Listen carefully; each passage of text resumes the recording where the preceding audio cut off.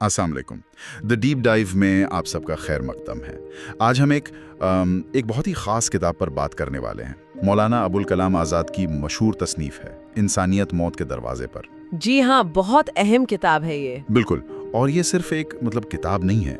जो हमारे पास मालूमात हैं उनसे लगता है कि ये ज़िंदगी और मौत का जो एक नाजुक सा रिश्ता है ना, ख़ास तौर पर इंसान का वो आखिरी लम्हा, उस पर एक बहुत गहरी सोच, एक तज्जिया है।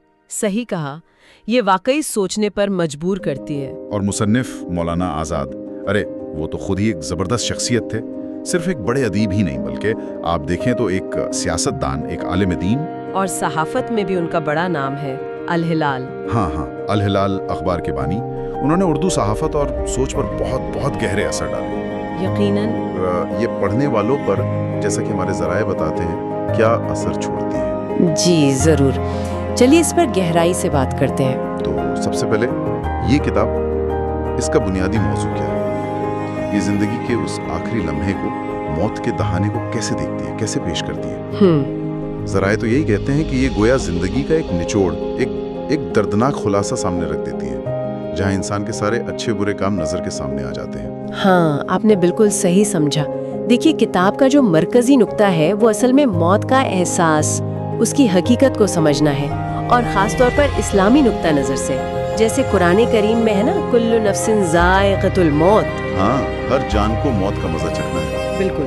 तो किताब उसी की रोशनी में हमें याद दिलाती है कि भाई असल ज़िंदगी तो आखिरत की है और उसकी तैयारी कितनी ज़रूरी है।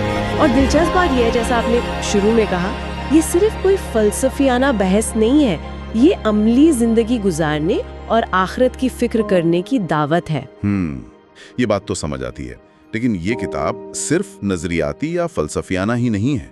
जरा ये भी बताते हैं कि इसमें कई तारीखी शख्सियात का जिक्र है, उनके आखिरी लम्हात का। ये पहलू तो मुझे बड़ा दिलचस्प लग रहा है। जी हाँ, और यही तो इस किताब की एक बहुत खास बात है। ये वाकई इसे बहुत मुनफरिद बनाती है। ये तारीख के पन्नों से उन शख्सियात के आखिरी लम्हात, उनके एहसास, उनके अल्फाज, उनकी पूरी कैफियत, उसको हमारे सामने ले आती है। और वो शख्सियत जिन्होंने तारीख पर अपने निशान छोड़े हैं, चाहे वो नेकी के रास्ते पे हो या उनका किरदार थोड़ा मुतनाज़ा रहा हो। अच्छा, मिसाल के तौर पर कौन लोग हैं? हाँ, जैसे कि जिक्र मिलता है सहाबाए किराम का रज़ी अल्लाहु अन्हुम, उनके ईमान को ताज़ा करने वाले वाक़यात और मौत को कैसे उन्होंने खुशी से कबूल किया। अच्छा। फिर करबला का वाक़या, हज़रत इमाम हुसैन रज़ी अल्लाहु अन्हु की शहादत के वक्त के उनके जज्बात, उनका सब्र, उनकी इस्तिकामत और उसमें जो गहरा पैगाम छुपा है, उस पर बात की गई है। इसी तरह ज़राए बताते हैं कि हज़रत अमीर मुआविया रज़ी अल्लाहु अन्हु के आखिरी वक्त का हाल, उनकी गुफ्तगू, मौत के बारे में उनके क्या ख़यालात थे, इसका भी जिक्र है। और एक और बहुत असर डालने वाली मिसाल है हज़रत खुबैब बिन अदी रज़ी अल्लाहु अन्हु की। हाँ, उनका वाक़या तो बहुत मशहूर है। जी, जिन्हें कैद की हालत में शहीद किया गया। उनकी साबित कदमी और ईमान पर जमे रहने का वाक़या तफसील से मिलता है। और आप कह रही थी कि मुतनाज़ा शख्सियत का भी जिक्र है। हाँ, और यही बात इसे और ज़्यादा गौर करने लायक बनाती है। किताब सिर्फ अजीम और नेक लोगों तक ही नहीं रहती। हज्जाज बिन यूसुफ, जिसे तारीख में एक सख्त गीर और जालिम हुक्मरान के तौर पर भी याद किया जाता है। हाँ, बिल्कुल। उसकी जिंदगी के आखिरी लम्हात और उसकी बेबसी का भी नक्शा खींचा गया है। वाकई? जी हाँ, तो ये सारी मिसालें नेक लोगों की भी और मुतनाज़ा शख्सियात की भी पढ़ने वाले को मौत की हकीकत के बहुत करीब ले आती है। ये एहसास दिलाती है कि मौत कितनी यकीनी है और सबके लिए है। सही, वाकई ये तो बहुत वसी मंजरनामा पेश किया गया है। आपने नेक और मुतनाज़ा दोनों तरह की शख्सियात का जिक्र किया। इन बिल्कुल मुख्तलिफ मिसालों को एक साथ लाने में मौलाना आज़ाद का कोई खास मकसद नजर आता है ज़राए की रोशनी में?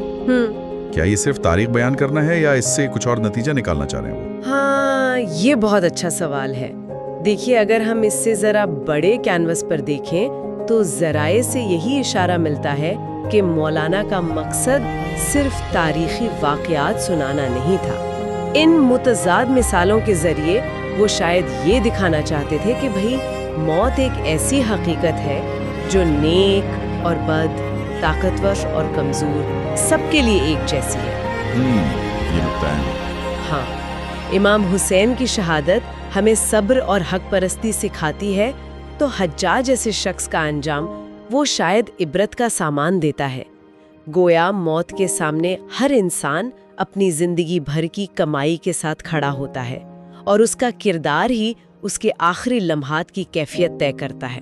اچھا، تو یہ تضاد، یہ کنٹراسٹ اصل میں زندگی گزارنے کے طریقے پر غور کرنے کی دعوت ہے۔ بہت خوب، یہ تو واقعی بہت گہری بات ہے۔ اچھا، اب ذرا کتاب کی زبان اور انداز بیاں پر بات کرتے ہیں۔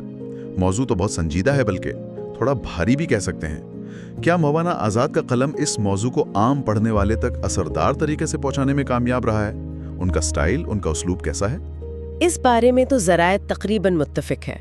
مولانا آزاد کا جو انداز تحریر ہے، جسے اسلوب کہتے ہیں، وہ سادہ ہونے کے باوجود غیر معمولی طور پر پر اثر ہے۔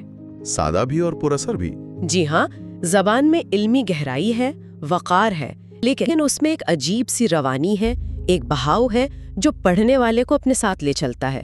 اور خاص طور پہ جب وہ موت کے مناظر بیان کرتے ہیں، آخری لمحات کی کیفیات یا شخصیات کے اندر کا درد اور احساس، تو وہ منظر جیسے آنکھوں کے سامنے آ جاتا ہے۔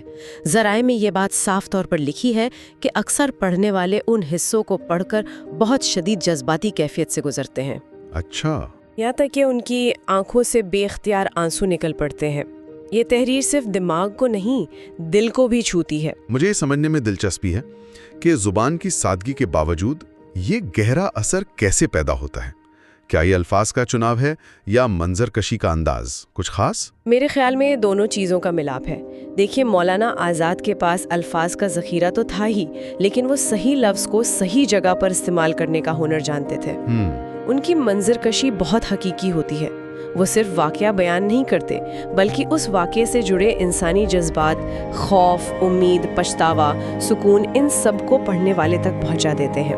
وہ پڑھنے والے کو اس شخصیت کی نفسیات میں اتار دیتے ہیں۔ شاید اسی لیے ان کی تحریر میں یہ طاقت ہے کہ وہ اتنا گہرا اور دیر تک رہنے والا اثر چھوڑتی ہے۔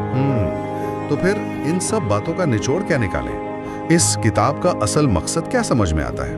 کیا یہ صرف موت سے ڈرانا مقصود ہے یا اس کے پیچھے کوئی زیادہ مثبت، کوئی پازیٹیو پیغام ہے؟ نہیں، میرے خیال میں اور ذرائع کی روشنی میں بھی اس کا مقصد صرف خوف پیدا کرنا نہیں ہے، بالکل نہیں، بلکہ اصل مقصد تو ایک طرح کی روحانی بیداری ہے۔ روحانی بیداری؟ ہاں، زندگی کی حقیقت کے یہ عارضی ہے، فانی ہے، اس کا احساس دلا کر انسان کو اپنے اعمال، اپنی ذمہ داریوں پر غور کرنے کی ترغیب دینا ہے۔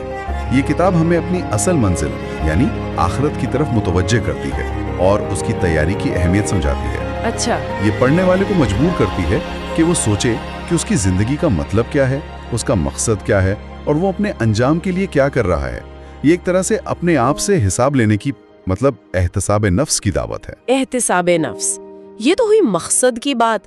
اب اگر ہم تھوڑا تنقیدی جائزہ لیں جی، تو فراہم کردہ ذرائع میں کتاب کی کچھ خوبیوں کا تو ذکر ہے ہی، کیا کچھ ممکنہ کمزوریوں یا محدودیت کا بھی اشارہ ملتا ہے؟ خوبیاں تو بالکل واضح ہیں، جیسا کہ ہم نے ابھی تک بات کی۔ یہ گہری سوچ کی دعوت دیتی ہے، زندگی کے فانی ہونے کا شدید احساس دلاتی ہے، اسلامی تعلیمات کی روشنی میں اخلاقی اور روحانی فکر کو جگانے کی کوشش کرتی ہے۔ اور سب سے اہم بات، یہ تاریخی واقعات اور شخصیات کو صرف کہانی کے طور پر نہیں بلکہ عبرت اور نصیحت حاصل کرنے کے لیے روحانی بصیرت کے ساتھ پیش کرتی ہے۔ اور ہاں، مولانا کا انداز بیاں خود ایک بہت بڑی خوبی ہے۔ یہ تو خوبیاں ہو گئی، کمزوریوں کے بارے میں کیا خیال ہے؟ جہاں تک ممکنہ محدودیت یا کمزوریوں کی بات ہے تو ایک بات یہ کہی جا سکتی ہے کہ کیونکہ موضوع ہی بہت سنجیدہ اور گہرا ہے تو شاید ہر طرح کے قاری کے لیے، خاص طور پر وہ لوگ جو ذرا ہلکی پھلکی چیزیں پڑھنے کے عادی ہیں، ان کے لیے یہ کتاب تھوڑی بھاری محسوس ہو سکتی ہے۔ ہو سکتا ہے۔ دوسری بات، چونکہ زیادہ تر مواد تاریخی شخصیات اور واقعات پر مبنی ہے تو اس میں براہ راست آج کے دور کے مسائل، جدید چیلنجز یا ان کے حوالے شاید کم ملیں۔ اچھا، لیکن یہاں یہ سمجھنا اہم ہے کہ کتاب کا بنیادی مقصد کوئی عمرانی یا تاریخی تجزیہ پیش کرنا نہیں تھا۔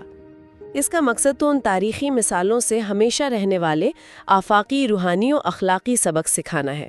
آپ نے کہا کہ جدید دور کے حوالے کم ہیں، کیا یہ واقعی یہ کمزوری ہے یا یہ کتاب کے اپنے دائرے کا معاملہ ہے؟ ہاں، یہ ایک اہم سوال اٹھاتا ہے کہ کیا ہر تحریر کو، خاص طور پر جو ایک خاص مقصد کے تحت لکھی گئی ہو، اسے لازمی طور پر جدید حوالوں اور آج کے مسائل کے پیمانے پر ہی پرکھا جانا چاہیے؟ یا اس کی قدر و قیمت کا تعین اس کے اپنے زمانے، اس کے اپنے مقصد اور اس پیغام کی آفاقیت کی بنیاد پر ہونا چاہیے جو وہ دینا چاہتی ہے؟ بات تو صحیح ہے۔ میرے خیال میں انسانیت موت کے دروازے پر کا پیغام وقت اور زمانے کی قید سے آزاد ہے۔ موت کی حقیقت اور آخرت کی فکر تو ہر دور کے انسان کے لیے اہم ہے نا؟